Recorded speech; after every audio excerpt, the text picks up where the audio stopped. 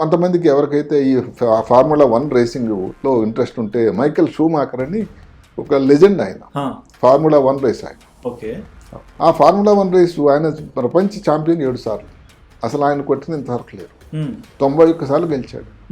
ఆయన రిటైర్ అయిపోయిన తర్వాత వెళ్ళి సరదాగా వెళ్ళి స్కీయింగ్ చేశాడు, ఐస్ స్కేటింగ్. అక్కడ హెల్మెట్ పెట్టుకున్నా కూడా ఒక రాక్ మీద పడిపోవడం, తలకి గాయం అవడం. 2013లో జరిగింది, ఇప్పటికి 2024 అంటే 11 సంవత్సరం 25 వచ్చింది. 11-12 సంవత్సరాల్లో కూడా ఆయన పూర్తిగా రికవర్ కాలేదు. దానికి నిపుణులు చెప్పినటువంటి విషయం ఏంటంటే డీప్ యాక్సిడెంట్ ఇంజరీ. అంటే వాళ్ళు వెజిటేటివ్ స్టేట్, అంటే ఎక్కడో ఉంటారు, వాళ్ళ లోకంలో ఉంటారు, ఎవరితో మాట్లాడలేరు, కమ్యూనికేషన్ ఉండదు.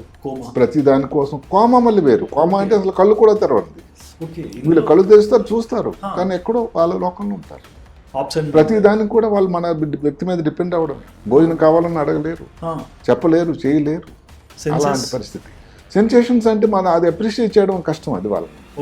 ఎందుకంటే వాళ్ళ నుంచి రెస్పాన్స్ ఉండదు.